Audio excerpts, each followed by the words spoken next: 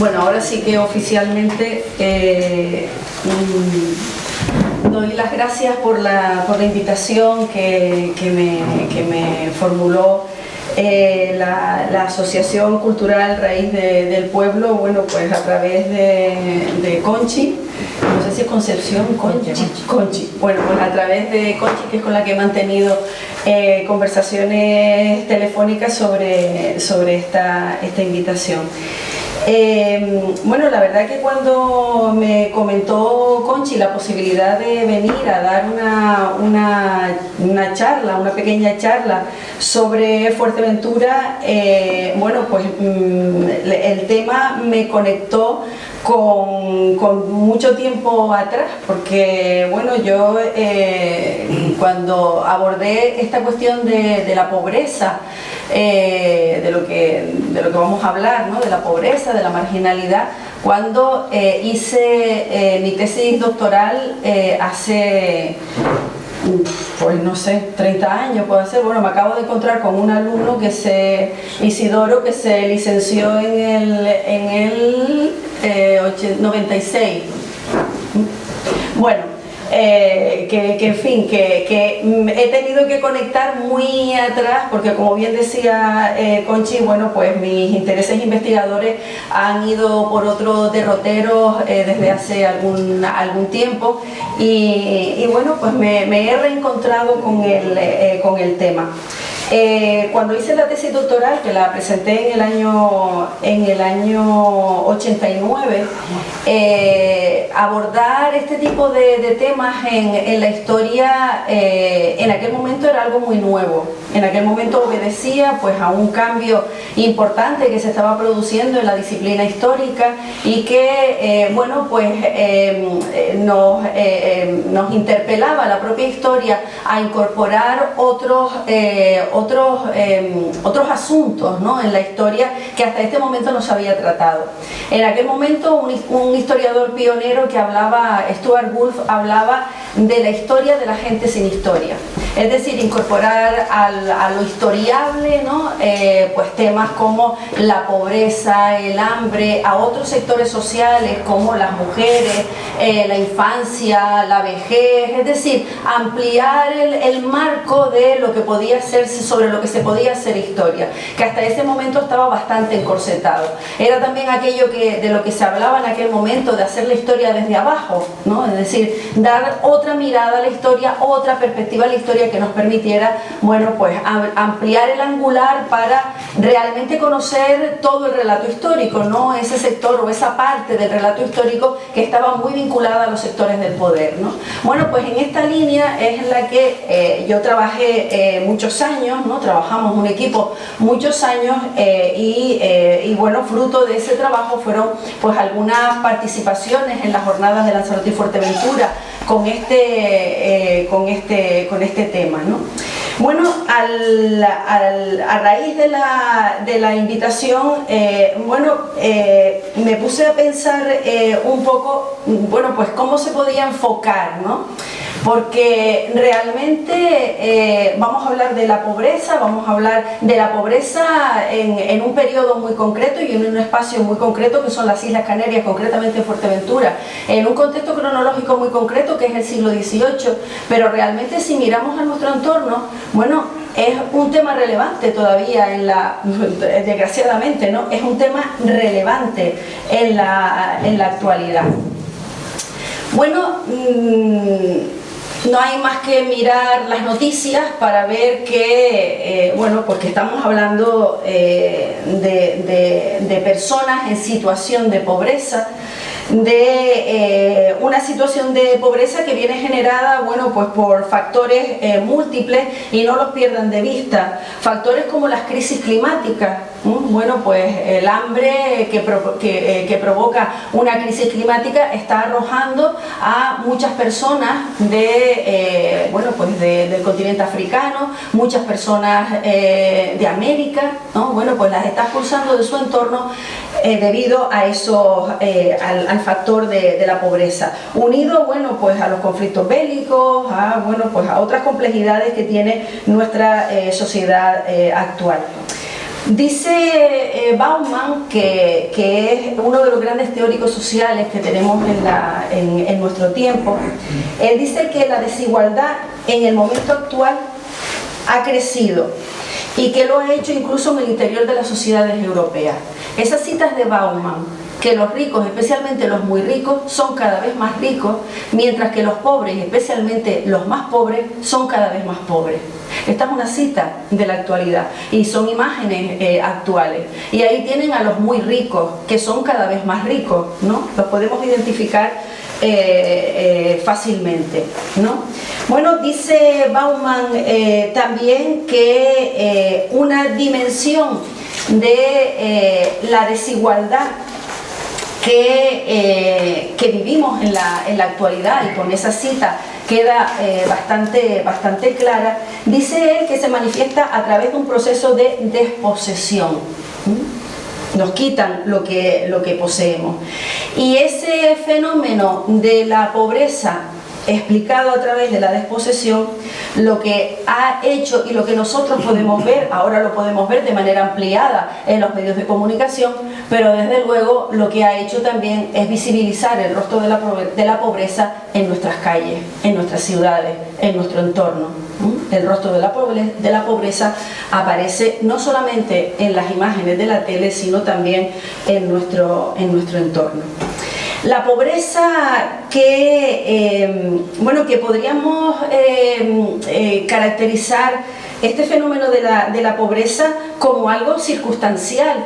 En realidad la pobreza no es algo identitario, no es algo que identifique a nadie, no, porque no es una condición permanente, o no debería ser una condición permanente. Es una situación indeseable, es injusta, pero pensamos que debemos pensar que es una situación superable. Sin embargo, para superar esta situación de pobreza tampoco lo ponemos muy fácil. No lo podemos muy fácil porque generalmente nuestra sociedad y además los mecanismos de los que nos hemos rodeado, tanto los medios de comunicación, fundamentalmente los medios de comunicación, nos han generado un mito en torno a la pobreza, en torno a los pobres.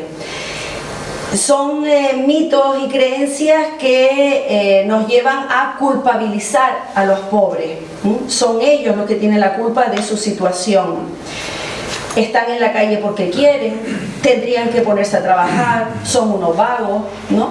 Son ideas, son imágenes que se repiten constantemente y que han ido creando en nuestra sociedad el odio, el miedo a las personas pobres. Este odio, este miedo a las personas pobres se le ha puesto un nombre. Una filósofa, Adela Cortina, en el año 90 le pone nombre a ese miedo y ese odio que sentimos por las personas, que nos generan las personas pobres, le pone el nombre de aporofobia. La aporofobia es el odio, el miedo y el rechazo a las personas pobres. Rechazamos a las personas pobres porque además ese miedo nos lleva a identificar la pobreza con la delincuencia. Son pobres, por tanto delincuentes. En ningún momento pensamos que son víctimas de la discriminación, que son víctimas de la violencia. Sí, son ellos los responsables de esa situación. Bueno, es una representación que nos lleva a ver la pobreza de una manera deshumanizada. La situación, las personas en situación de extrema pobreza crean una distancia simbólica entre el nosotros y el ellos. Ellos son los pobres, nosotros no, ellos son los culpables, nosotros no tenemos ninguna responsabilidad en esta situación. Bueno, este es el relato, un pequeño relato y un pequeño contexto de cómo vemos la pobreza en nuestro entorno. Pero en realidad nosotros queremos hablar de la pobreza en el antiguo régimen, ¿no? Y en el antiguo régimen la pobreza, no sé si en el antiguo régimen o es algo que continúa. Porque en este periodo del que estamos hablando, del siglo XVI al XVIII, eso que llamamos el antiguo régimen, la situación de la mayor parte de la población era la de pobreza. La mayor parte de la población vivía en una situación de pobreza, pero una situación de pobreza que les permitía sobrevivir, les permitía subsistir, les permitía en condiciones de normalidad, en condiciones en buenas condiciones, les permitía bueno, pues pagar sus impuestos, les permitía pagar el diezmo, les permitía mantener, ¿no?, a su familia. Bueno, decía, y lo estoy pensando sobre la marcha, porque estoy caracterizando la situación del antiguo régimen, la situación de pobreza en el antiguo régimen, pero piensen también que hoy conviven con nosotros familias que trabajan pero no llegan a fin de mes, familias que reciben un sueldo pero con eso no se mantienen. Es decir, que seguimos en ese margen, ¿no?, de un equilibrio inestable entre la pobreza y lo que llamamos marginalidad. Bueno, si la cosecha es mala, si viene seguida de hambre, si a eso le acompañamos una enfermedad, una escasez, ya esa población que es pobre se puede convertir en marginal.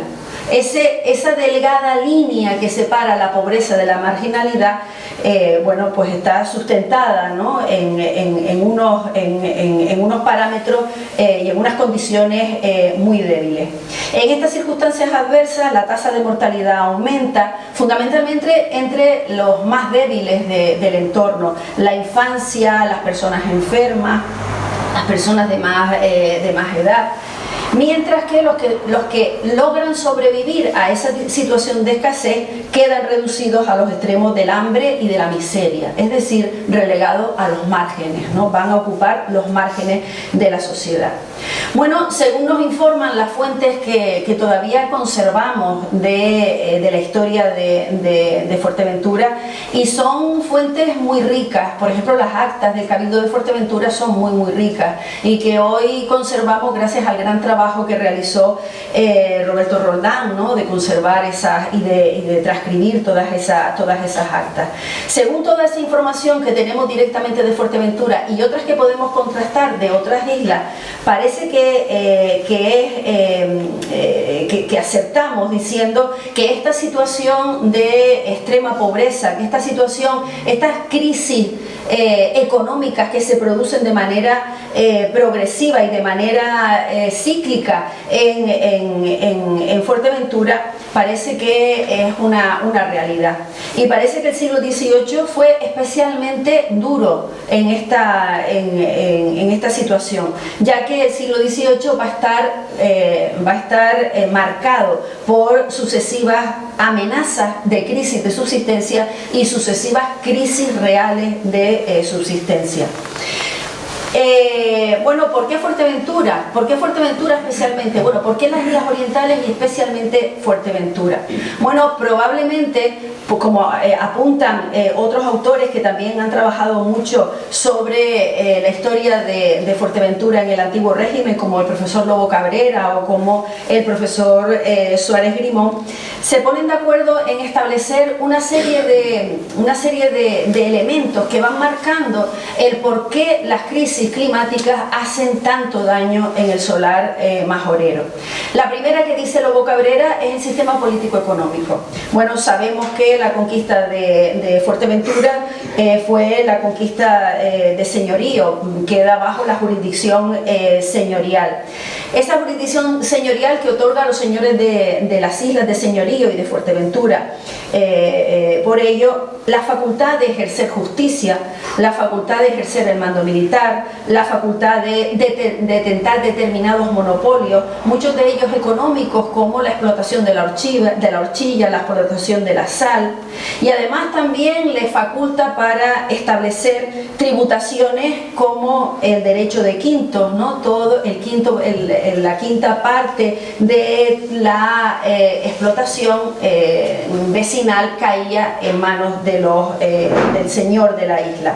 Por tanto, bueno, los gravámenes sobre los vecinos de Fuerteventura eran bastante significativos.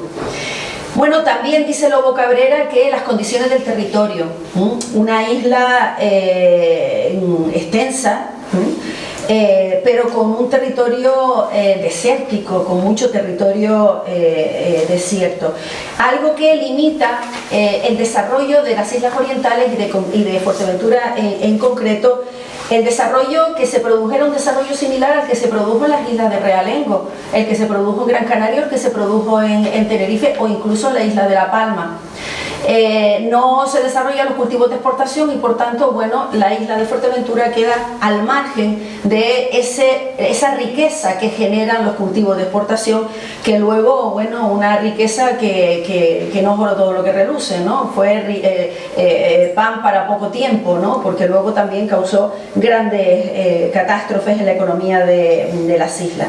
Bueno, este escaso desarrollo de una actividad productiva con grandes beneficios hace que, bueno, pues que Fuerteventura tenga un déficit poblacional, que no llega a tener una población alta.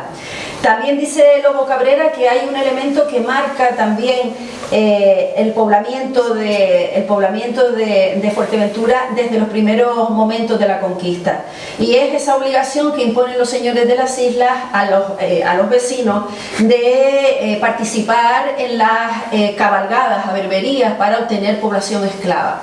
Bueno, no era tampoco muy atractivo venir a poblar un territorio que te iba a someter a todas estas condiciones, ¿no? Por tanto, bueno, pues la despoblación fue también un hecho relevante. Esta situación, bueno, pues la relatan algunos historiadores, como Pedro Agustín del Castillo, un historiador posterior. Él escribe su obra Descripción histórica y geográfica de las islas en 1848, pero también en esa época, fíjense cómo describe, ¿no?, la isla de Fuerteventura. Es falta de arboleda y de madera, solo tiene algunos tarajales que sirven para algunos aperos para la sementera. Para lo que tiene grandes terrenos, que en los años húmedos producen las sementeras de 50 a 60 fanegas por una de simiente, es decir, es una tierra rica cuando hay agua. Aunque tiene algunas aguas, no nacen en parajes que se aprovechen, sino para algunos huertos de granados, membrillos, ciruelos y algunas viñas. Es decir, una economía precaria todavía en el siglo XIX.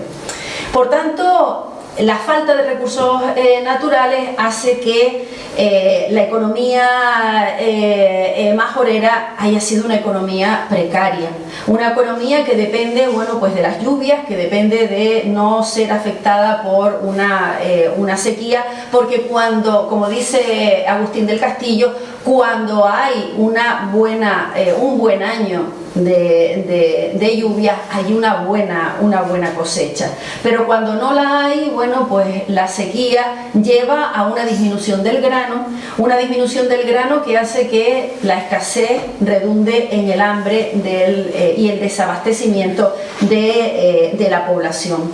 A ello habría que unir también un factor que apunta Suárez y Limón, y es las malas comunicaciones que tiene la isla de Fuerteventura con el resto del archipiélago, fundamentalmente con las islas de Realengo. Es decir, que cuando hay escasez hay dificultad para el aprovisionamiento de las islas y sus naturales.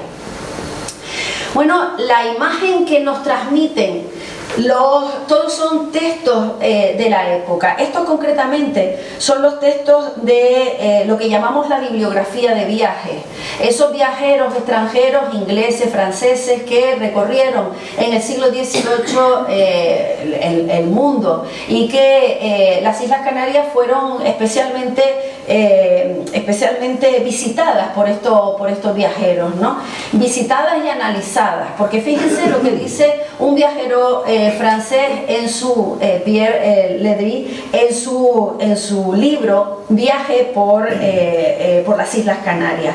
Describe Fuerteventura de esta manera: son de importancia varias clases de cereales, el trigo, la cebada, el maíz. Estos productos se daban en tal abundancia que no solo abastecen la demanda local de Fuerteventura, sino que en gran medida son exportados a Tenerife y La Palma.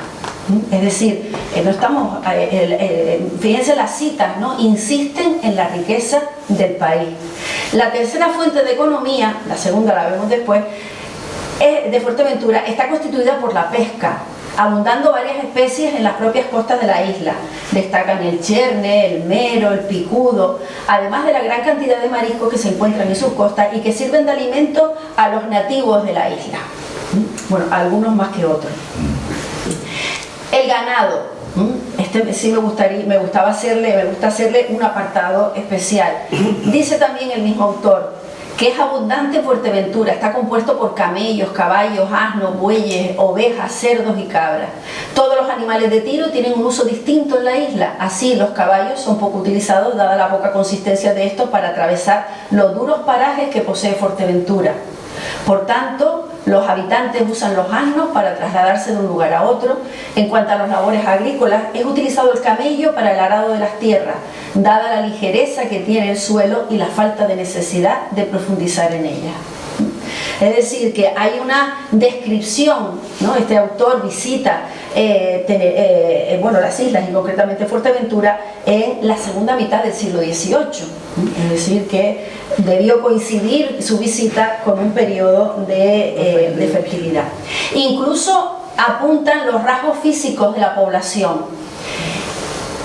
Queda de relieve en esta obra la mezcla de razas que existen en general. Hablan de la presencia de rasgos normandos, moros, provenientes de cautivos que había en la isla y otros traídos de Berbería.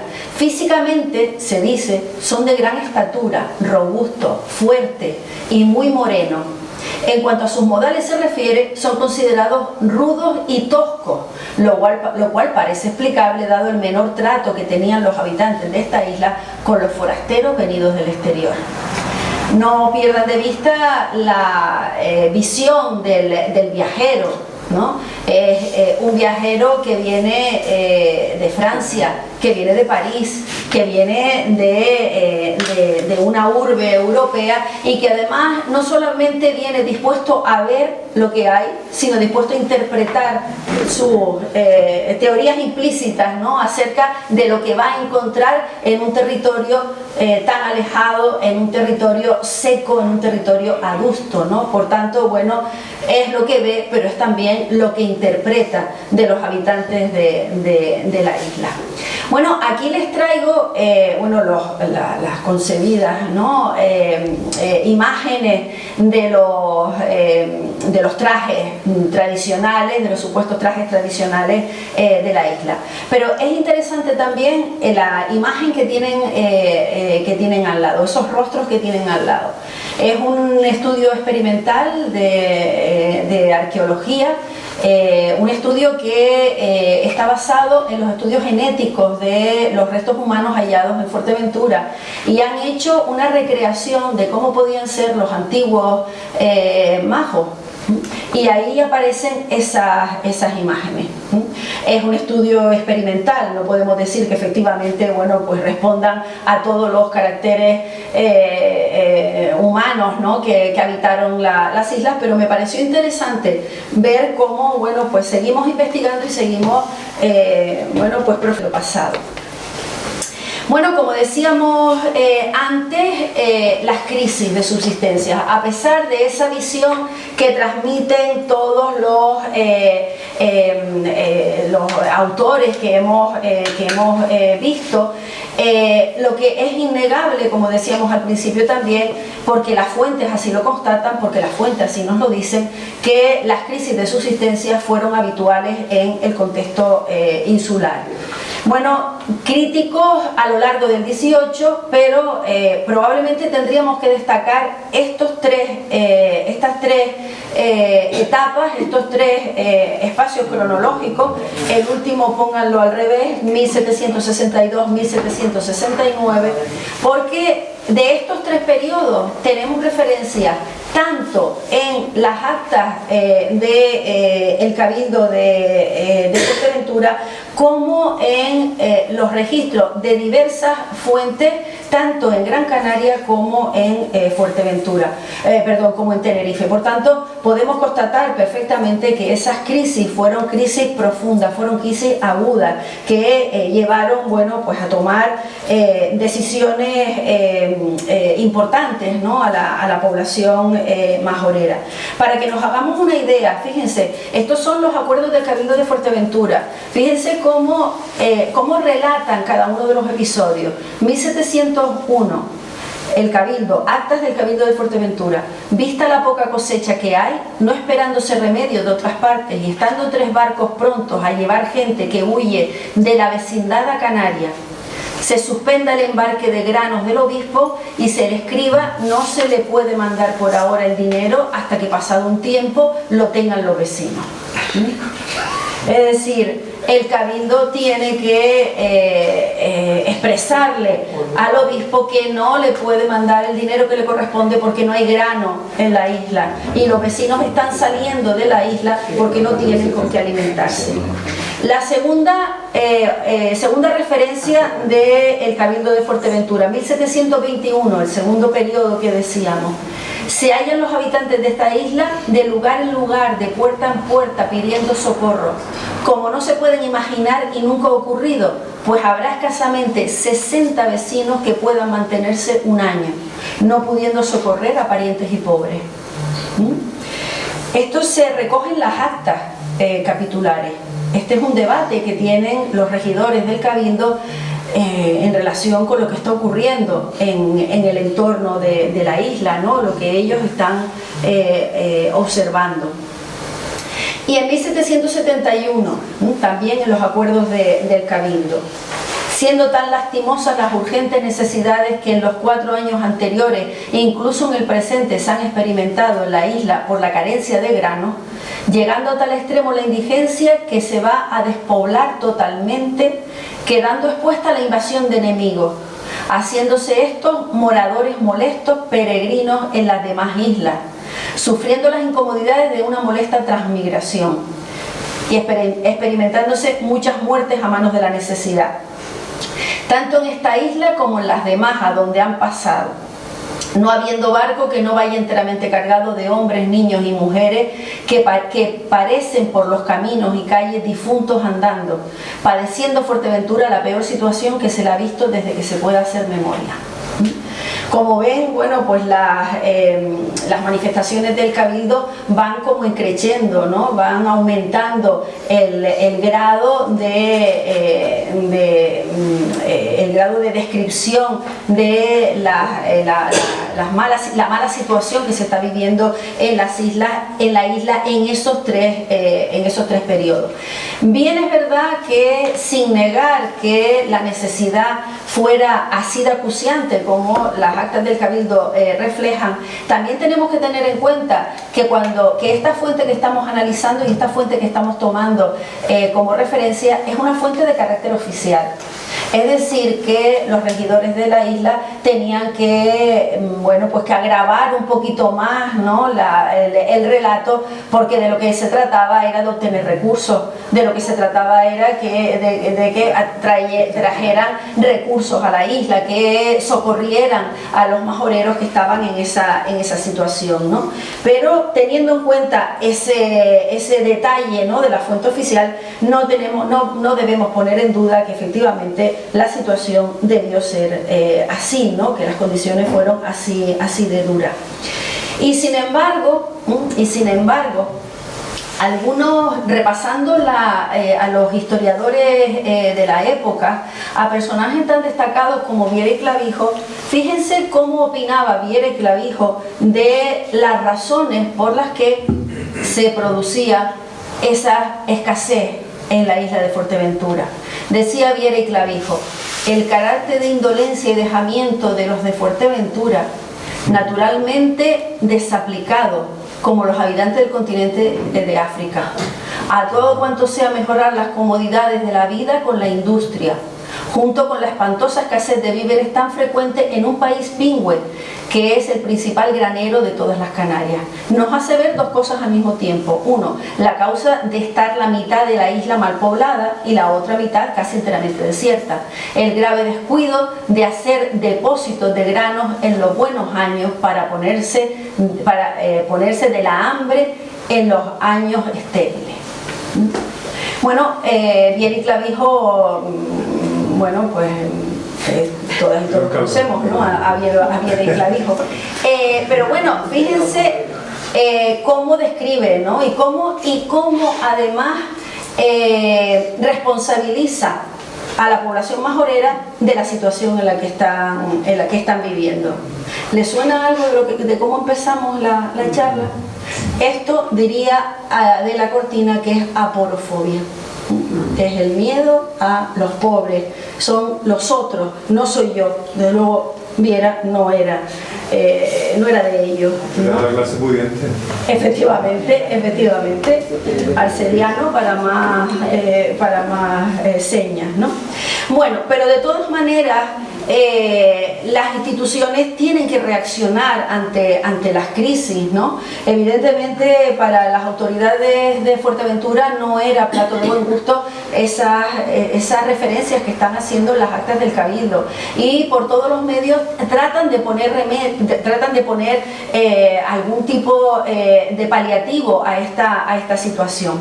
Lo primero que hace el Cabildo de Fuerteventura es prohibir sacar los granos, prohibir la saca. Ese concepto de la saca, que lo vemos repetido, ¿no? en la documentación de la época, ¿no? Reiteradamente se habla de la saca, prohibir la saca, que hasta que la población no esté abastecida no se permita la saca del grano. Incluso fíjense que el Cabildo, la prohibición debía ser poca, ¿no? Porque dice castigos a los que sacaran granos de la isla. Es decir, que no solamente no prohíbo, sino que además castigo, porque si no pongo multas a aquellos que intentan sacar grano de la isla, seguirán sacándolo. Incluso amenazaba el Cabildo a los maestres de los barcos donde se cargaba el cereal, ¿no? Y les amenazaba con inmovilizar el barco, con confiscar el barco si se atrevían a sacar grano. Bueno, solicitar de los granos decimales del décimo y del obispo para ser adquiridos por los vecinos de la isla. Bueno, la Iglesia no siempre se comporta de manera generosa con los pobres, ¿no? Fíjense que el Cabildo tiene que solicitar a la Iglesia el que ceda sus granos.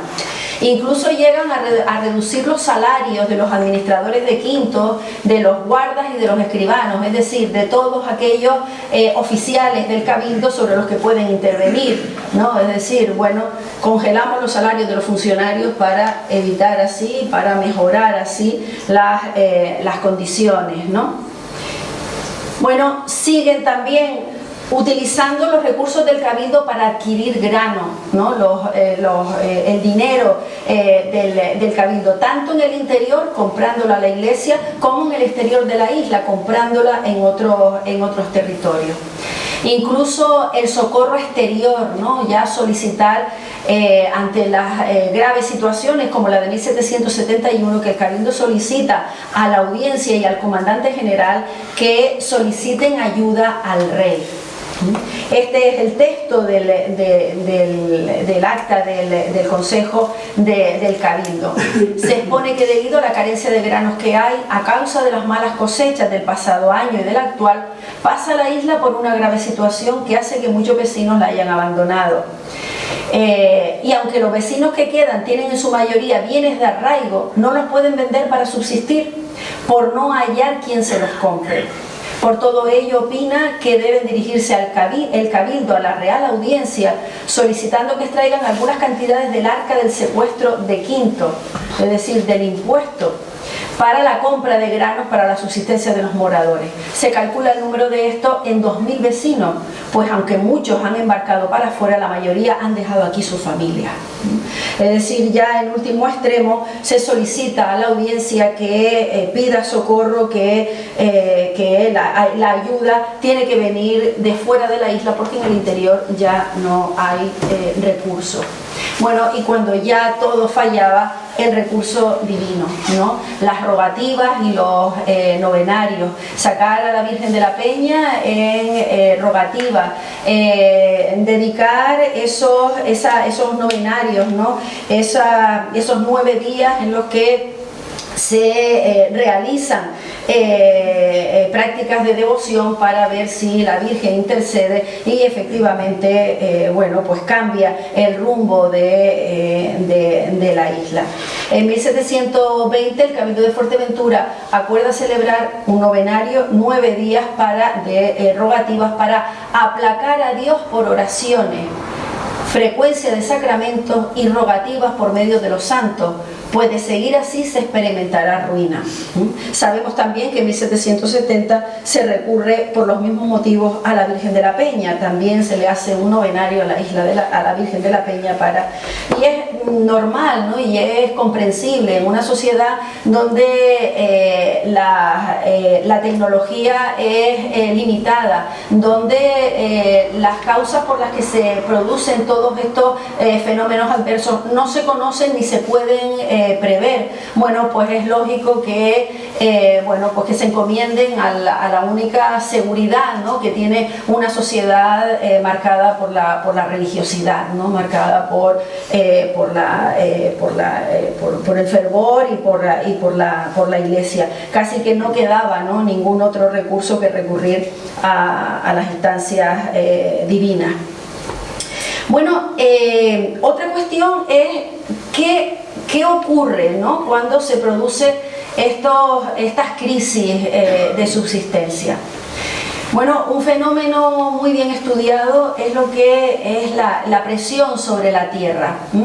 Presión sobre la tierra que, bueno, antes leíamos el acta del Cabildo que decía que los que quieren vender no tienen quien les compre, ¿no? Porque no hay vecinos que compren los que tienen tierra. Pero sí es verdad que las crisis de subsistencia fueron un momento muy adecuado y oportuno para que aquellos que sí tenían dinero, aquellos que sí tenían propiedades, aquellos que que podían comprar, adquirieran las propiedades de los pequeños y medianos campesinos.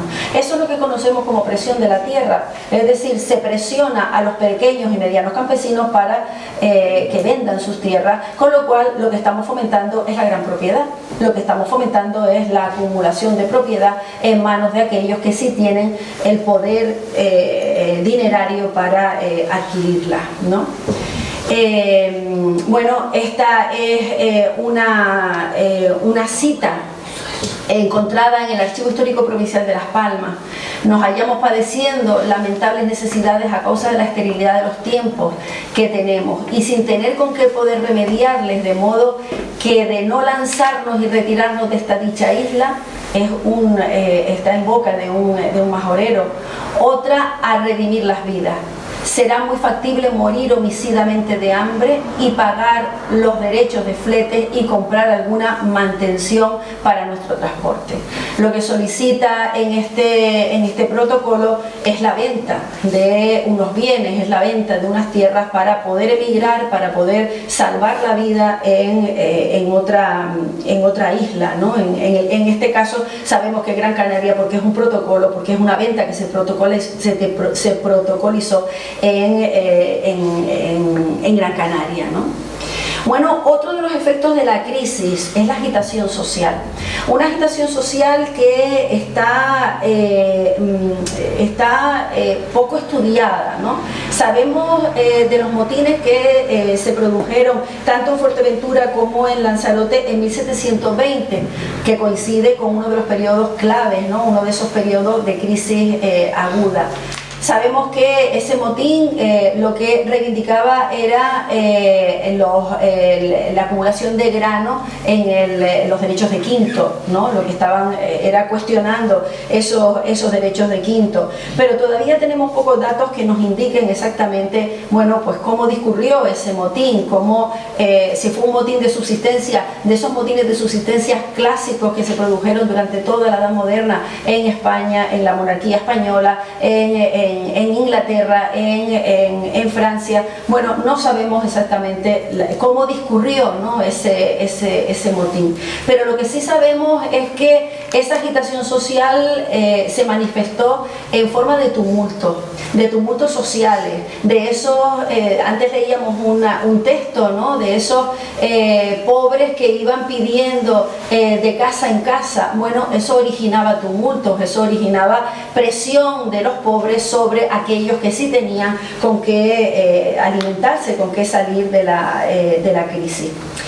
Bueno, y un tercer efecto de la crisis que, bueno, por los datos que tenemos, más que el tercer efecto, podría ser el primer efecto de la crisis, ¿no?, que es la emigración, es la salida de la isla. Así tenemos también las referencias en las actas. Se están para embarcar familias de la isla, 3 barcos prontos a llevar la gente que huye de la vecindad a Canarias.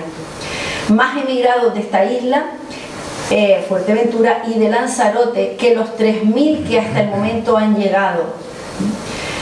Esto es una cita del Cabildo de Gran Canaria. La isla se va a despoblar totalmente, no habiendo barco que no vaya enteramente cargado de hombres, mujeres y niños. Es evidente que la emigración fue la salida, ¿no? Fue la válvula de escape, como en muchas otras etapas de la historia de Canarias. La emigración ha sido la válvula de escape para salir de la miseria, la válvula de escape para buscar nuevos horizontes, la válvula de escape para mejorar las condiciones de vida. En este caso la emigración era una emigración extrema, era una emigración no voluntaria, era una emigración por la supervivencia, no para mejorar la vida de los que se quedan aquí, sino para sobrevivir. Bueno, es lógico pensar también, fíjense las cifras que dicen los textos, ¿no? 3.000 que han llegado hasta el momento, dice el Cabildo de Gran Canaria, o esa imagen, ¿no? La isla se despuebla. Si ya, bueno, la despoblación era una característica, la isla se queda sin población. Es lógico pensar también que los lugares de destino tomaran medidas antes de que esto se produjera. Y de hecho sabemos que en distintas etapas los lugares preferentes de migración, que fueron Gran Canaria y Tenerife, las islas de Realengo, bueno, sabemos que estas islas, que las autoridades, que los cabildos de estas islas tomaron algunas medidas, digamos, preventivas, ¿no? Por ejemplo, el Cabildo de Gran Canaria hacía préstamos a Fuerteventura, prestaba dinero, pero también prestaba grano, enviaba grano ante esa inminente, ¿no?, crisis que se iba a producir. Y la Real Audiencia, visto cómo se reiteraban las crisis de subsistencia en las islas orientales y fundamentalmente en Fuerteventura, como estamos manteniendo, bueno, la Real Audiencia incluso llegó a plantear el establecimiento de una institución benéfica en Fuerteventura. La Real Audiencia propone al Cabildo de Fuerteventura crear una casa de expósitos, una casa para recoger a los niños abandonados, a los niños expósitos. Esto lo hace el Cabildo, la Real Audiencia, dispuesta a poner dinero, dispuesta a sufragar los gastos que la construcción de esta institución pudiera conllevar, pero siempre que el Cabildo aportara una parte de sus fondos.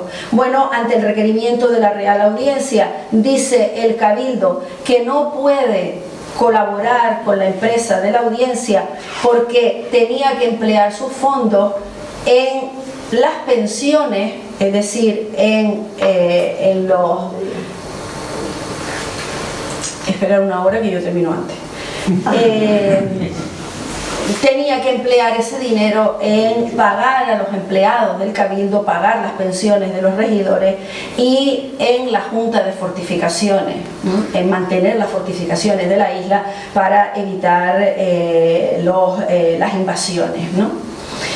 Bueno, evidentemente, aunque estas posibilidades se hubieran dado, evidentemente era paliar, ¿no?, una situación, poner un parche a una situación que sistemáticamente se descontrolaba, que sistemáticamente descolgaba las previsiones de la isla. Y esto hacía que, bueno, pues que la inmigración a estos lugares fuera la alternativa, fuera la salida, fuera la válvula, como decíamos antes. ¿Cómo llegaban? ¿Cómo lograban pasar el cruzar, ¿no?, desde Fuerteventura hasta el lugar que habían elegido? Bueno, generalmente, también como hemos visto, esto es una cuestión de clase, ¿no? Generalmente los que tienen recursos para vender, bueno, pues venden las propiedades, venden las tierras y venden el ganado. Incluso hemos encontrado en algún protocolo de Gran Canaria que venden algún esclavo para pagar el flete y poder llegar a Gran Canaria o poder llegar a Tenerife. Pero los más pobres, ¿qué hacen los más pobres?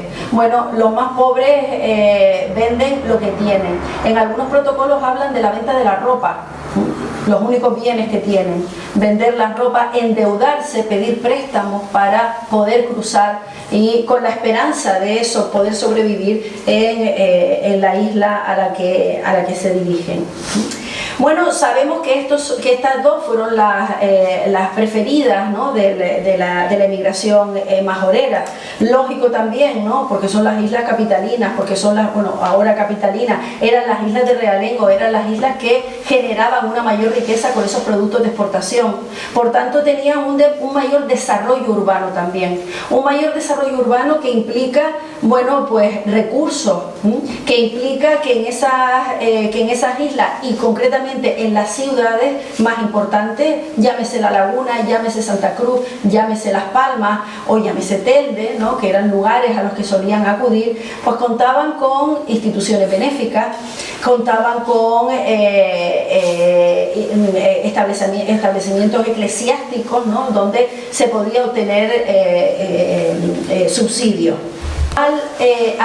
La casa de expósito que les decía antes, ¿no?, la construcción de la casa de expósito que había propuesto la Real Audiencia. Bueno, he titulado esta diapositiva Solidaridad desde otras islas. ¿Era realmente solidaridad lo que animaba a las autoridades de Tenerife o a las autoridades de Gran Canaria el enviar préstamos, en enviar cereal o en proponer construir una institución en Fuerteventura? Bueno, yo lo pongo entre interrogantes si era solidaridad o era evitar, ¿no?, el peligro de la emigración. Es interactivo, ¿eh? Se puede opinar. No, que quiero decir que hay párrafos que dicen que cuando los majoreros emigraron en la época de las hambrunas a Gran Canaria y Tenerife, les llamaban piojosos y desarrapados y les era molesto que estuvieran en esas islas, por eso de vez en cuando pues llevan alguna ayudita para. Claro, entonces solidaridad poca, ¿no? Era lo que vemos. Bueno, decía que fueron a Gran Canaria y Tenerife, pero no en igual cantidad, ni la reacción de los habitantes y las autoridades de Gran Canaria y Tenerife fueron similares. Bueno, no hay que perder de vista tampoco que bueno, las crisis de subsistencia en Fuerteventura fueron crisis extremas, pero eran crisis que afectaban a todas las islas.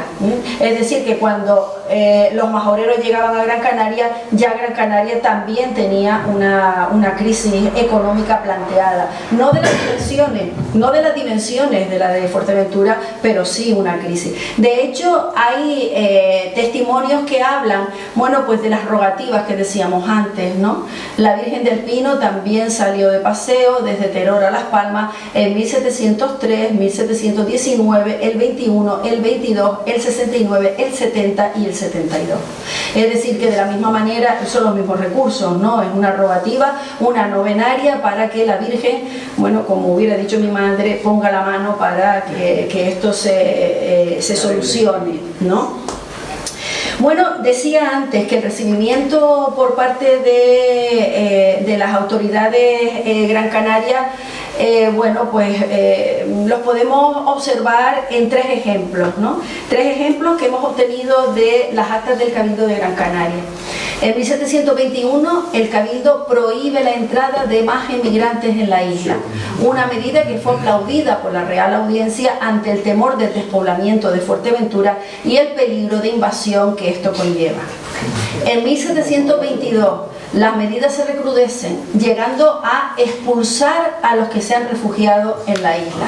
Aquellos que lograron entrar de manera clandestina, bueno, pues fueron expulsados. Y en 1769 a los emigrantes llegados, a los majoreros que llegaron a los puertos de Gran Canaria, se les acuarteló, es decir, se les recluyó en una especie de lazareto para evitar la propagación de una enfermedad contagiosa y poder socorrerlos con más facilidad. Pero el acuartelamiento duró algún tiempo. ¿Y el día?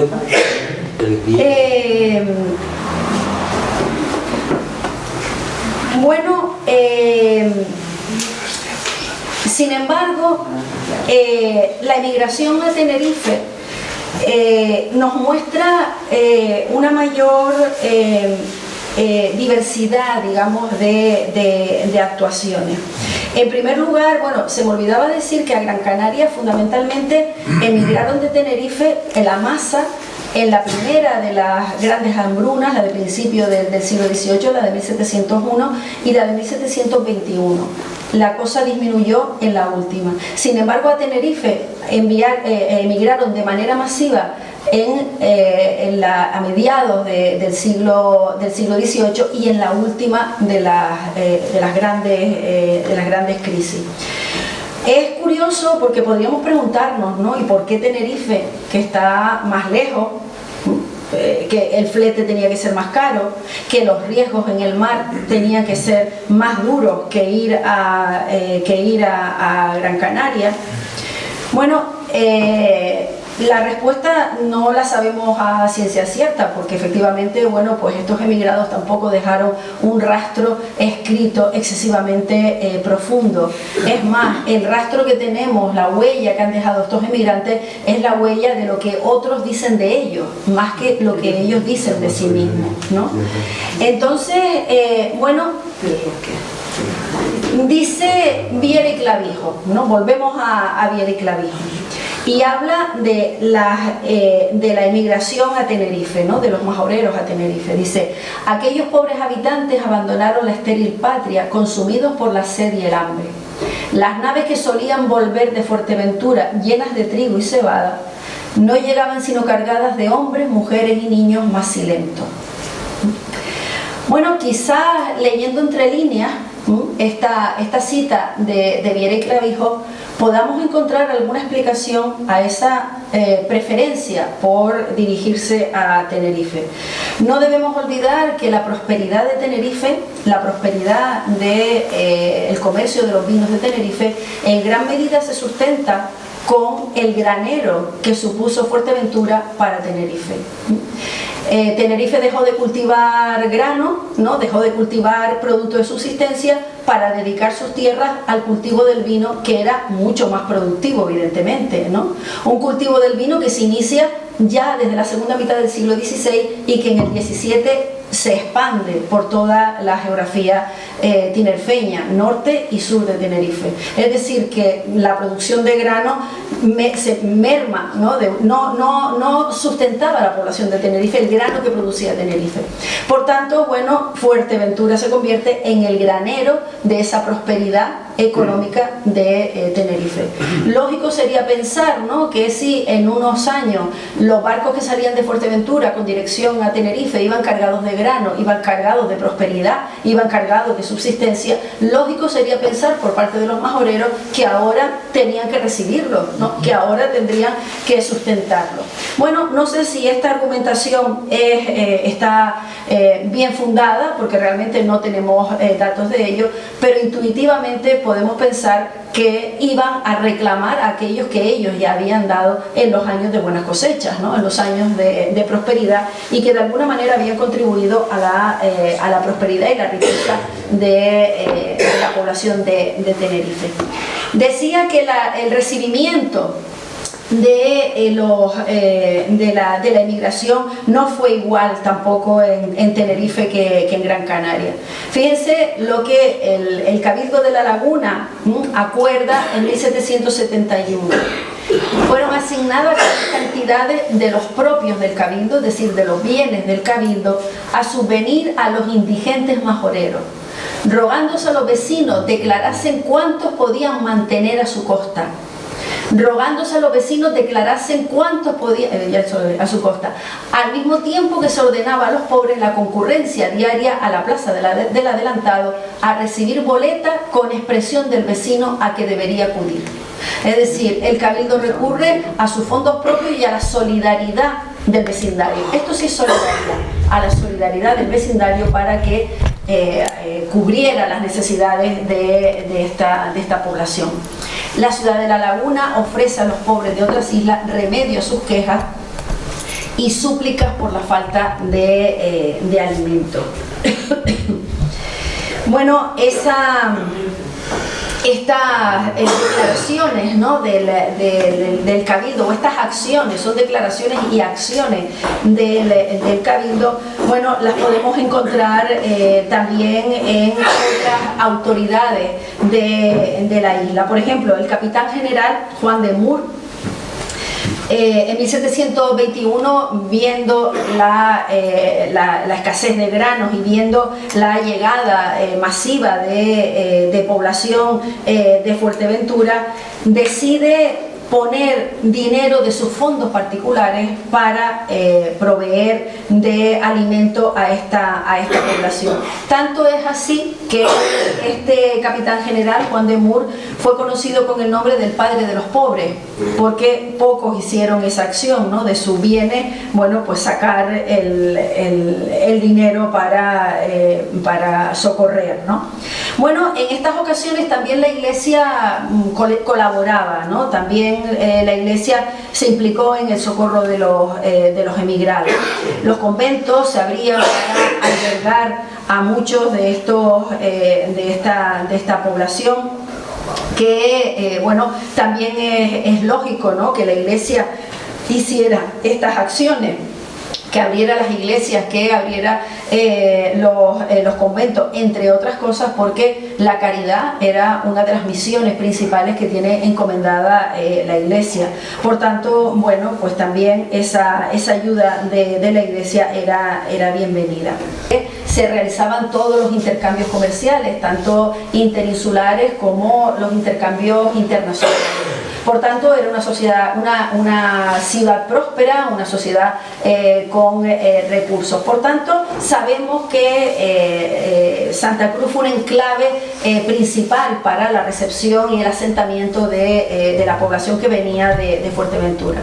Y es así que se decidió en la ciudad de Santa Cruz poner casas separadas en donde meter a los pobres, dándoles de comer, contribuyendo diariamente el comandante general con un peso y el resto de los vecinos con lo que podían, según su riqueza. En estas casas llegaron a juntarse más de 1.400. Bueno, la realidad es que las cifras desbordan, ¿no?, cualquier acción benéfica, ¿no? Y que estas casas bueno, pues cayeron por su propio peso porque no había dinero suficiente para mantener, ¿no?, esta cantidad de personas recogidas en estos centros. Pero también es verdad que la infraestructura que la isla de Tenerife, las infraestructuras, digamos, benéficas que la isla de Tenerife contaba en el siglo XVIII eran importantes. Unas instituciones benéficas que, bueno, pues tienen mucho que ver con las ideas ilustradas, tienen mucho que ver con esa idea ilustrada de bueno, pues de ocuparse de la población menesterosa, de ocuparse de la población marginada, de ocuparse, pero ¿de qué manera? Porque fíjense, la política ilustrada lo que hace. La política ilustrada lo que hace es crear instituciones que ellos dicen benéficas. Instituciones que pueden ser, que van desde hospitales a casas de misericordia, a hospicios, a cunas de expósitos, a casas de mujeres arrepentidas. De todas estas maneras se llamaron las instituciones que se crearon bajo el periodo ilustrado, del periodo de la Ilustración. Bueno, ¿cuál era el objetivo de la Ilustración? Bueno, atender a la población menesterosa, pero sobre todo ocultar a la población menesterosa, recoger a los pobres en estas instituciones para apartarlos de la vista de la población, ¿no? Para, bueno, si el problema no se ve, el problema no existe, ¿no? Si el problema está recluido, el problema ya está solucionado. Era una idea que las políticas de la Ilustración, las políticas de los monarcas ilustrados, llevaron a la práctica de manera intensiva durante el siglo XVIII. Porque estas instituciones benéficas, bueno, aquí tienen el Hospital de Dolores de La Laguna, un hospital o el hospital más importante de todo el archipiélago. Es un hospital que se creó en el siglo XVI, inicialmente en el siglo XVI, y que se mantuvo durante mucho tiempo. De hecho, bueno, hasta no hace mucho tiempo fue un hospital de crónicos, de enfermos crónicos, es decir, que se mantenía. Ahí tienen la fachada de la iglesia, pero detrás estaba el hospital. Ahora es la biblioteca pública de La Laguna. Se ha remodelado, ¿no? Se ha mantenido como patrimonio y se le ha dado otro uso. Pero este hospital de los Dolores, creado en el siglo XVI, fue reutilizado en el siglo XVIII, o su utilización fue intensiva en el siglo XVIII, porque se utilizó para recluir no a enfermos, sino a la población marginal. Es muy interesante porque este hospital, al igual que algunos otros, este hospital tenía unos libros de registro. Unos libros de registro como era la sociedad del antiguo régimen, unos libros muy exhaustivos, donde se recogía, donde se registraba a toda la población que entraba. Se registraba en función de, o con los siguientes datos, ¿no? El sexo, la edad, la procedencia. Todo eso consta en los registros de este Hospital de los Dolores entre 1760 y 1790. Bueno, entre esos registros, en algunos de los estudios que hemos hecho, bueno, concretamente uno de los que están publicados en esas actas de las jornadas de Lanzarote y Fuerteventura, otro profesor de la Universidad de Las Palmas y yo hicimos, Juan Manuel Santana y yo, hicimos un estudio sobre los majoreros recluidos majoreros y majoreras recluidos en el Hospital de los Dolores de La Laguna en ese periodo del que tenemos registro.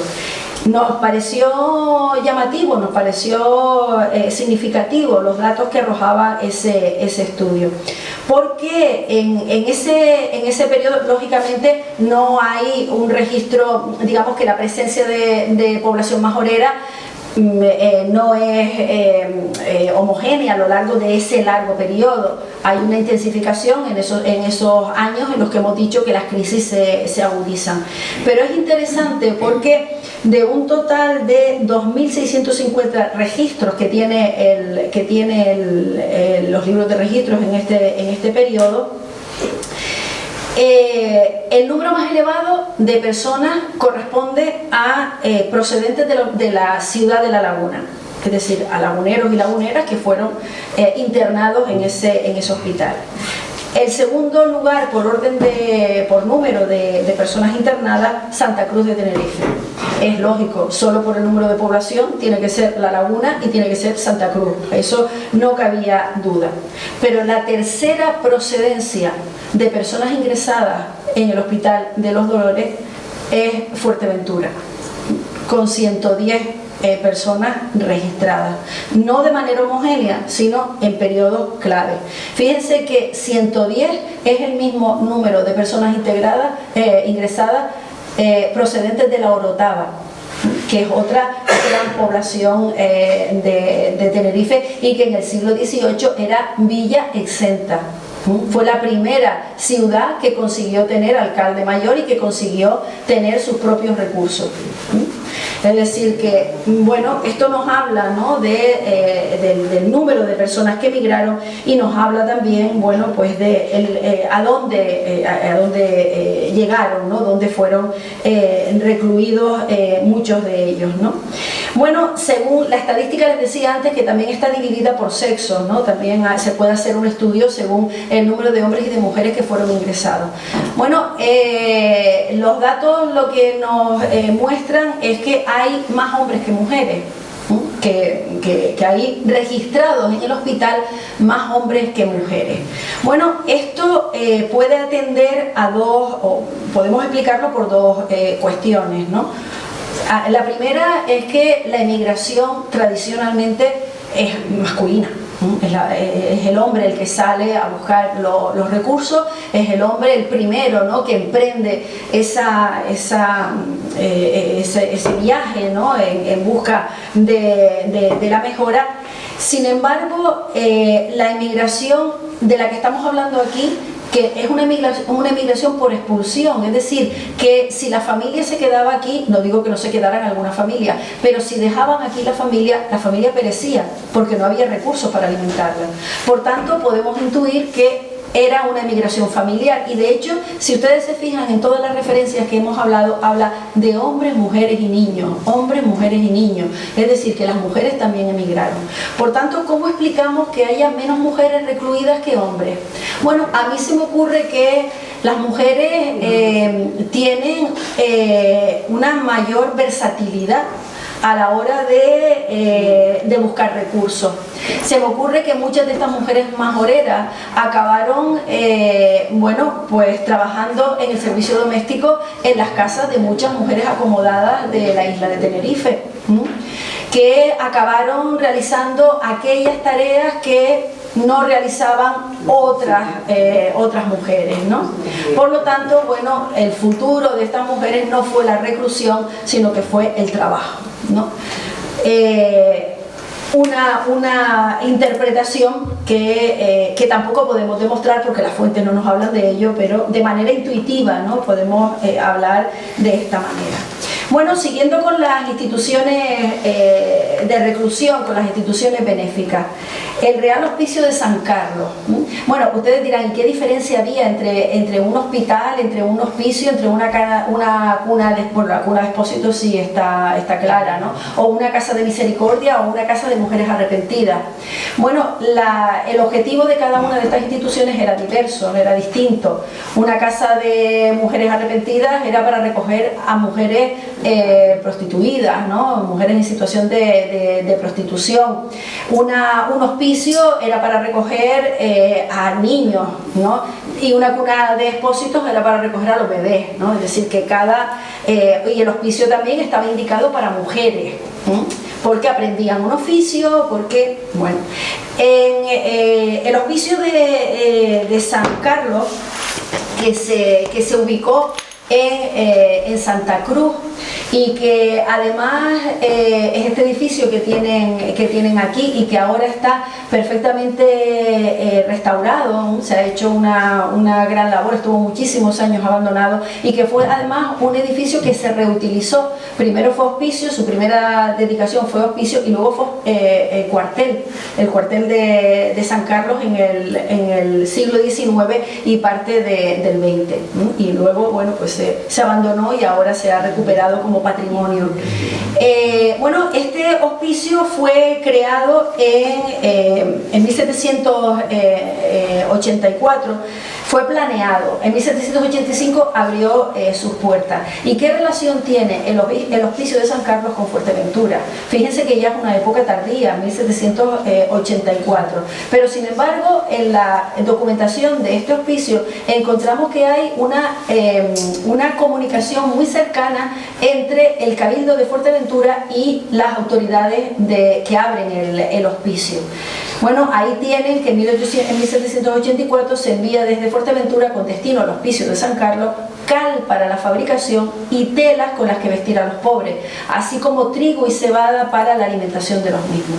Bueno, hay todo un alegato en ese intercambio de correspondencia, hay todo un alegato por parte del Cabildo de Fuerteventura reconociendo que ellos aportan mucha población a la isla de Fuerteventura y que se ven en la obligación de socorrer, ¿no? y de ayudar para la construcción de este hospicio, porque al fin y al cabo, bueno, pues muchos majoreros iban a recalar en esa institución. Pero es también curioso cómo en esos acuerdos que establecen entre el Cabildo de Fuerteventura y el hospicio, hay un acuerdo cerrado por el cual el Cabildo de Fuerteventura le pide a las autoridades del hospicio que recojan a jóvenes majoreras en ese hospicio, chicas. De hecho, tenemos constatado, y la documentación del hospicio así lo confirma, que a finales del siglo XVIII el Cabildo de Fuerteventura envía a dos chicas, una niña de 10 años y una niña de 13 años, con el mantenimiento pagado, ¿no? La envía, el maestre del barco es el que lleva el dinero que tienen que cubrir, ¿no? Las necesidades de las dos chicas en el hospicio. Bueno, dice el Cabildo que es el mejor lugar para que estas jóvenes aprendan un oficio, para que estas jóvenes puedan salir de la indigencia con ese oficio de tejer, ¿no? Porque el hospicio al final acoge fundamentalmente a jóvenes de ambos sexos y fundamentalmente a mujeres, que las emplea en la tejiduría, ¿no? En que aprendan a tejer y a producir, ¿no? estas telas. En definitiva, bueno, pues también el Cabildo de Fuerteventura se preocupa, ¿no? por el futuro, ¿no? de la juventud y sobre todo de las jóvenes, ¿no? De las chicas, de las jóvenes. Tenemos la constancia de dos que llegan con este encargo. Bueno, para ir terminando, vuelven los emigrantes majoreros a Fuerteventura una vez que la crisis, esas crisis que suelen durar entre 3-4 años, desde que se manifiesta la crisis hasta que aparecen los primeros síntomas de recuperación, bueno, pasan entre 3, 4, 5 años.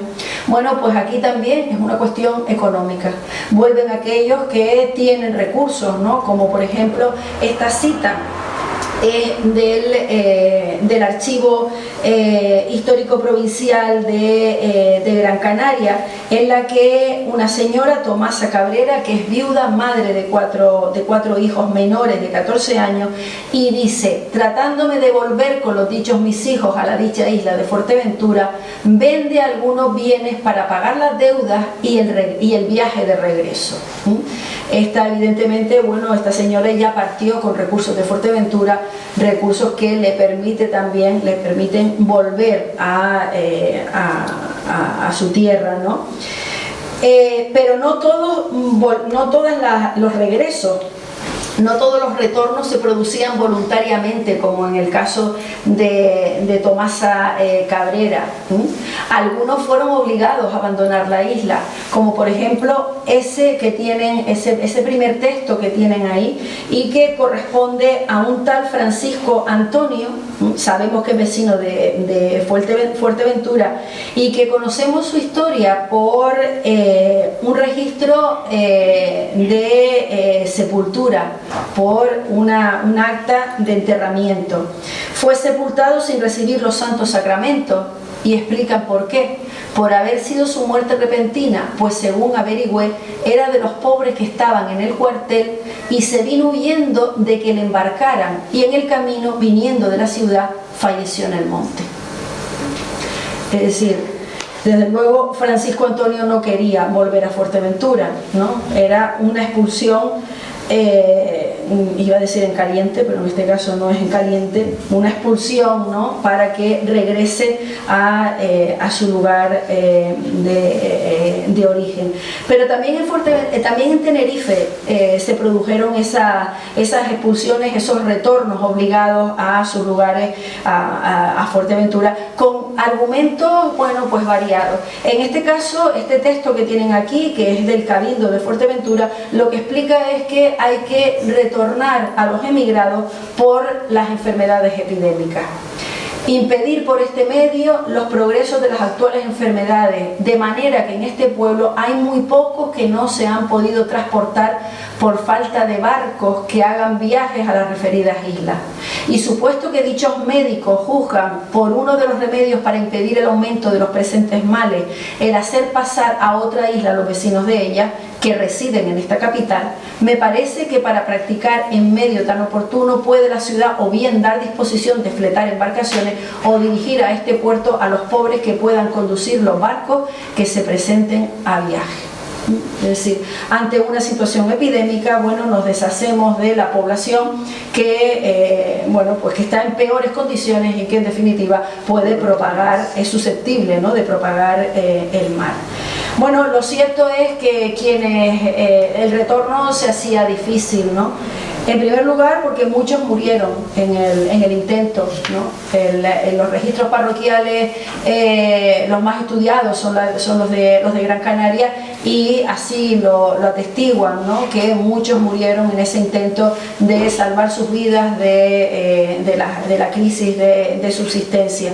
Y otros que lograron sobrevivir no querían retornar porque en su tierra ya no les quedaba nada. Aquellos que tuvieron que pedir un préstamo para emprender la marcha, aquellos que vendieron su pequeña parcela, su casa, bueno, volver a Fuerteventura no tenía sentido para ellos, ¿no? Por tanto, bueno, se siguieron manteniendo en aquellos lugares en los que emigraron. Y en Tenerife tenemos constancia, ¿no?, de esa persistencia de la población majorera, y además a algunos se les puede seguir la pista una vez que abandonan las instituciones benéficas, ¿no? Sabemos que se asientan en la ciudad de La Laguna, que tienen actividades vinculadas con la artesanía, es decir, que el retorno, la pregunta del retorno, bueno, pues no siempre pudo ser factible, ¿no? Bueno, y por último, ¿no?, bueno, concluir que, bueno, que como decíamos al principio, este fenómeno de la pobreza, este fenómeno de la pobreza extrema que nos lleva a la marginalidad, es un fenómeno consustancial a todas las sociedades. Un fenómeno que se manifiesta fluctuante, que tiene crisis, que se agudiza, que se vuelve a suavizar, y que lamentablemente cuando el fenómeno se suaviza nos olvidamos que eso ocurrió, ¿no? Cuando el fenómeno desaparece, cuando más aguda, ¿no?, es la crisis, luego ya desaparecen. Pero fíjense las imágenes que tienen en pantalla. Son dos imágenes que corresponden al siglo XVIII y dos imágenes que corresponden al siglo XXI. Bueno, ¿qué diferencia hay, ¿no?, entre esos expulsados de sus casas? El hambre, la miseria, las crisis climáticas. Bueno, pues esa es la realidad y la historia quizás nos debería llevar a aprender, ¿no?, del pasado para mostrarnos de otra manera en el presente y en el futuro. Pues nada, muchas gracias por...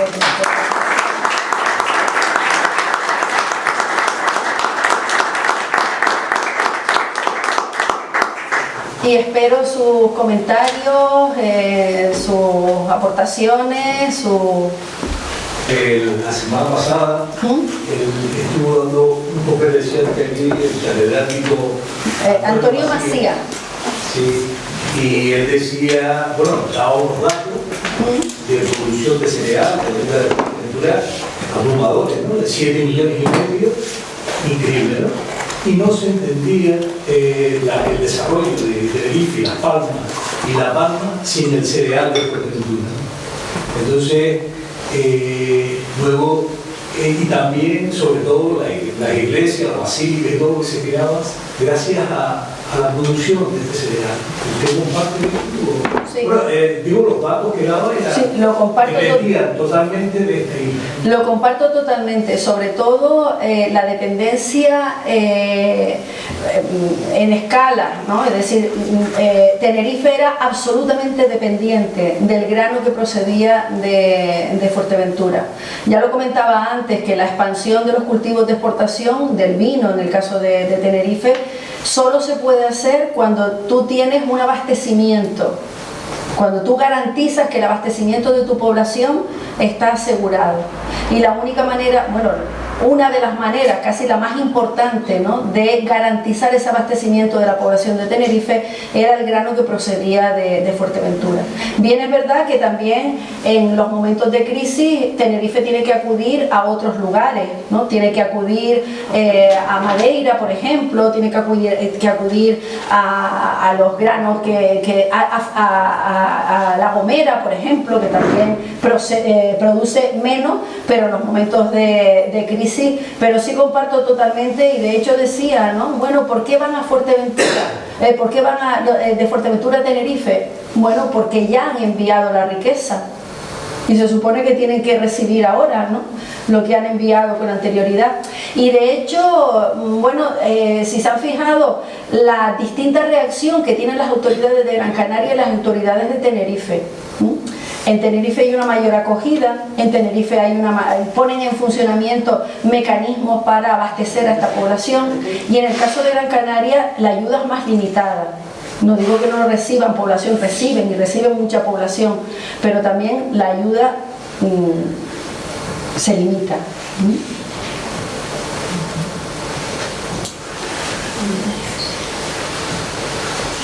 Pero ya lo veíamos, ¿no? Claro, el catedrático de Historia Económica tiene todos los datos, tiene todos los números, y nosotros hacemos más un estudio cualitativo, ¿no?, de lo que se opina, de los discursos que se utilizan, de las narrativas que se utilizan para hablar de la pobreza y para hablar del número de pobres, ¿no? Pero ya las propias descripciones, ¿no? Es una isla rica. De todas maneras, comentó eso, que en el siglo XVIII ya había, ¿sabes?, que había bastante miseria, que del siglo XVIII hacia atrás era cuando hubo bastante riqueza aquí, ya empezaron a cambiar los cultivos, empezaron a cambiar tal. Las crisis importantes. De todas maneras, sí es cierto que vivían muchos terratenientes de Fuerteventura en Tenerife, residían en Tenerife. Claro, y le enviaban los impuestos a Tenerife. Una de las citas que utilizamos decía que el cabildo tenía que ponerse en contacto con el obispo para decirle que no le iba a mandar. Es decir, que el grano lo enviaban, las recaudaciones se enviaban, ellos no vivían el entorno, no vivían la pobreza que vivían el conjunto de la mayor parte de la población.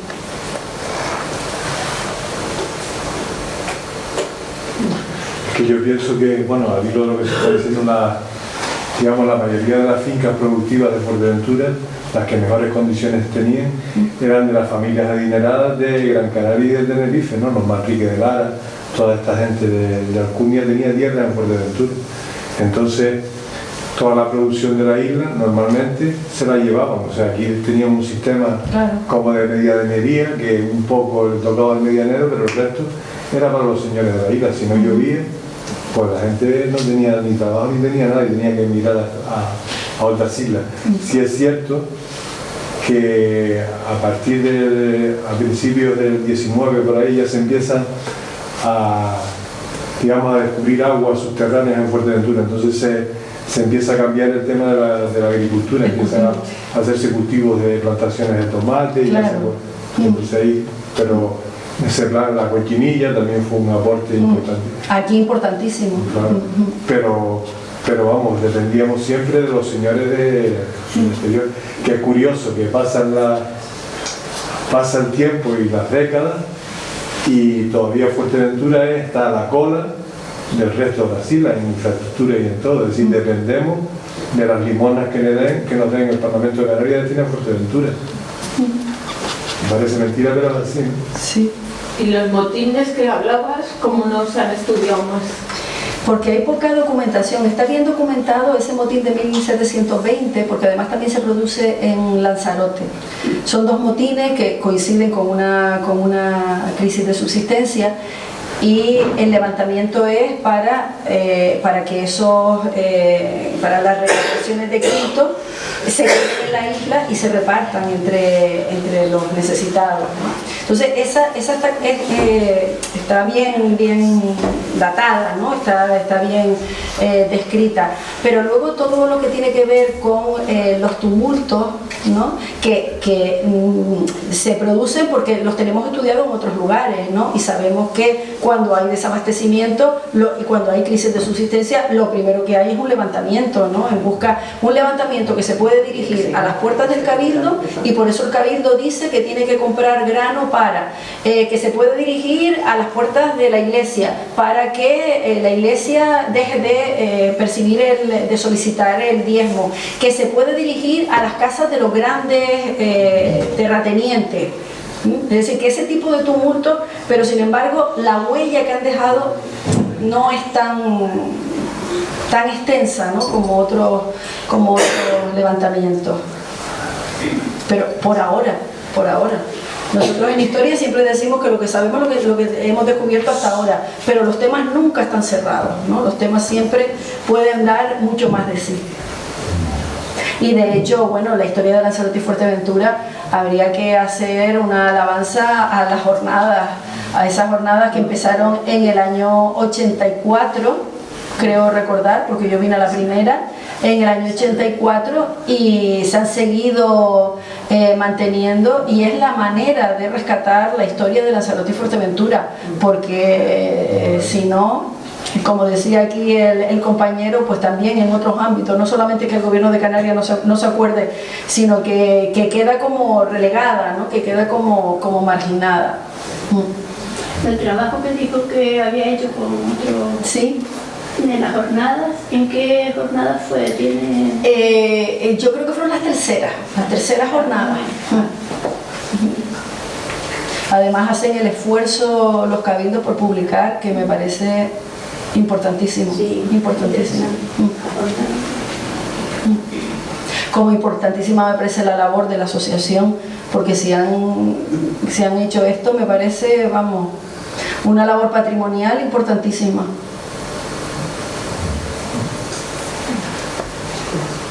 Bueno, y la diferencia entre las dos islas, Lanzarote y Fuerteventura, eso, claro, no era el tema de hoy.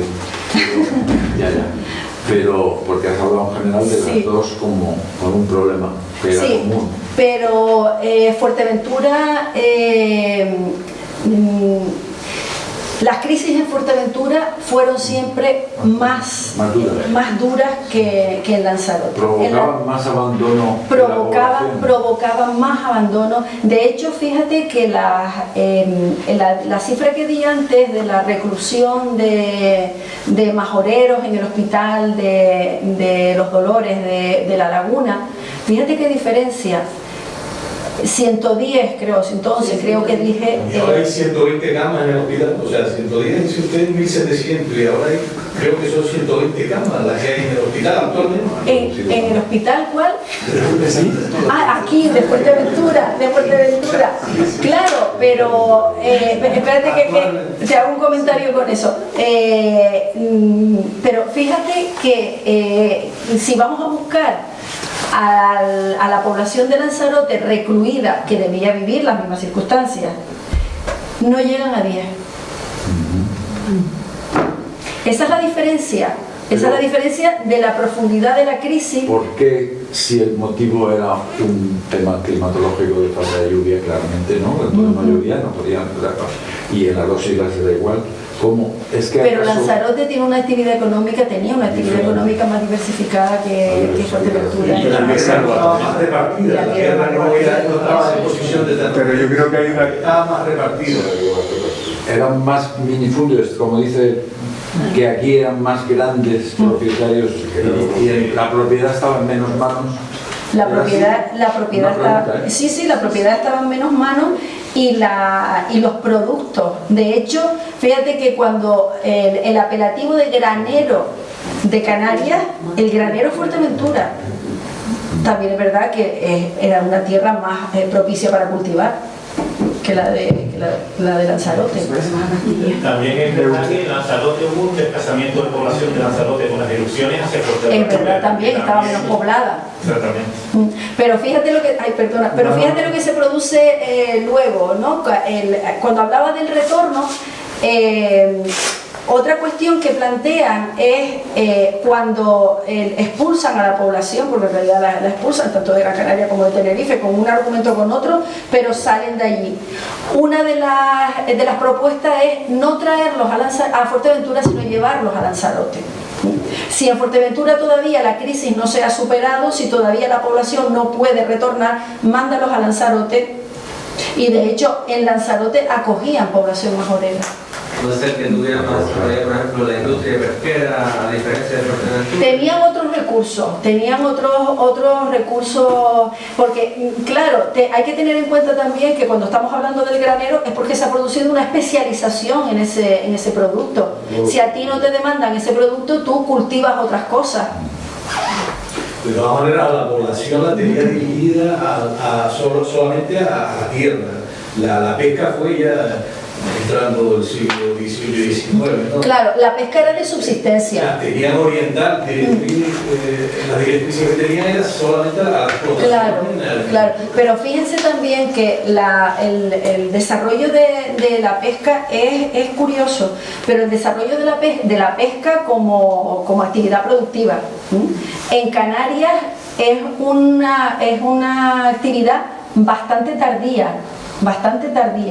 En Fuerteventura es más explicable, porque claro, piensen en los peligros que rodean Fuerteventura, ¿no? Los ataques piráticos, en la cercanía con el continente africano. Es decir, que es entendible que no se dedicara y que fuera de subsistencia y muy costera, ¿no? Muy de la falta de madera también, ¿no? La falta de madera también. La falta de madera para construir en barcos, aunque bueno, eso también se podía adquirir en venían de otros lugares. Los que tenían pasta. Así que, si hubieran visto en la pesca una actividad rentable, seguramente lo hubieran hecho. Hay hablando de las políticas ilustradas, digo esto y ya hablas tú. Hablando de las políticas ilustradas, antes les decía lo de los hospicios, lo de las instituciones benéficas, ¿no? Para recluir a la población. Pero claro, según los ilustrados españoles, ¿no? Según los ilustrados y los canarios también por imitación, claro, esos lugares estaban muy indicados para mujeres, para niños, para los bebés, ¿no? Es decir, para población que se consideraba que no era productiva y por tanto, bueno, podían aprender un oficio en esos hospicios, en esos lugares de reclusión. Pero claro, ¿qué hacemos con los hombres? Porque los hombres que no trabajan, recurro a las frases actuales, no trabajan porque no quieren. Y los que no trabajan son ociosos. Fíjense el concepto de ociosidad, ¿no? Que hoy reivindicamos el ocio. Evidentemente, ¿no? Reivindicamos tener una parte de nuestra vida para el ocio. Pero esa idea ilustrada de la producción y de la productividad, había que poner a todo el mundo a producir. Y claro, los hombres dentro de un hospicio era, bueno, pues como un desperdicio, ¿no? Entonces, ¿qué idearon para los hombres?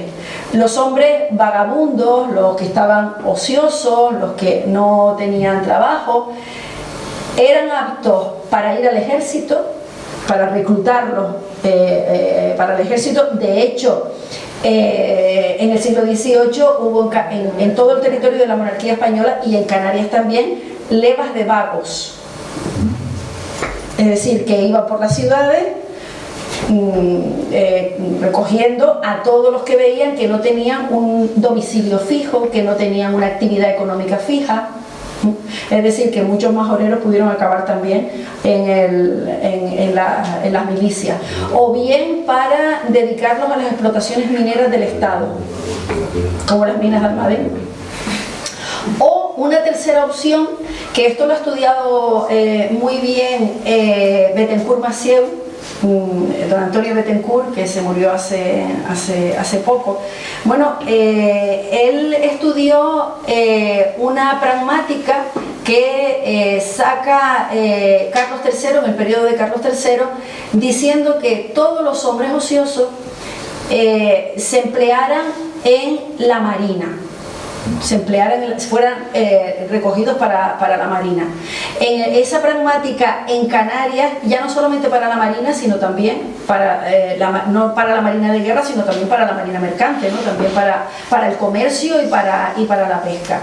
Entendía Carlos III que aplicar esa pragmática en Canarias debía ser lo mejor, porque claro, islas, el mar, los barcos, era ideal.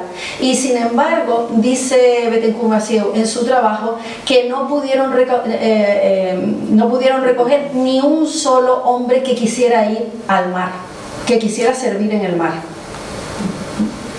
Es decir, que la marina no debía ser, de nuestros antepasados, no debían ser muy proclives a mojarse los pies. Yo quería decir que Lanzarote, yo creo que las circunstancias de Lanzarote son distintas agrícolamente a las de Fuerteventura, porque en Lanzarote se utilizó un sistema de cultivo que era los enarenados, ¿no? Como una tierra muy volcánica, entonces cualquier lluvia de nada mínima ya es capaz de producir. Entonces pienso que los recursos para la alimentación de la gente que vivía allí, pues eran mucho más favorables, porque con poca lluvia obtenían un alto rendimiento. Y aparte, cualquier persona que recorra Lanzarote y conozca los volcanes de Lanzarote, todos los volcanes están plantados de higuera, sí. Y son capaces, en unas condiciones adversas totalmente, son capaces de dar fruta, ¿no? Igual que un arenado con poquita lluvia, pues es capaz de producir lentejas, garbanzos, cualquier cosa, ¿no? Y aparte la población no era tan grande como la de Fuerteventura. Claro. Sí. De todas formas, aquí también hay experiencia, por ejemplo, las dunas de Corralejo se plantaban todas. Pero reciente. No, reciente, ¿no? Estamos hablando de más de 100 años ya. Bueno, mi padre lo vivió porque trabajaba, iba... ¿Se plantaba de cebada? Batata. ¿Batata? Sí. Batata. Pero en Corralejo, en la duna. Sí. Como es habla el Lanzarote, se planta todo de batata.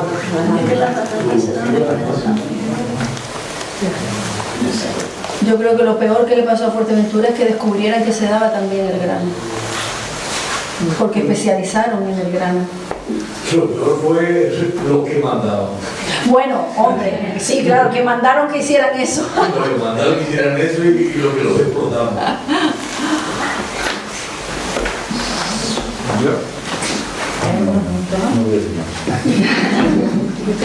Si no hay ninguna pregunta más, agradecerle que hayan venido. Muchas gracias. Agradecerle a doña María Eugenia que esté con nosotros y recordarle que el próximo martes, ¿no, Antonio? Iniciamos el taller de genealogía e historia familiar.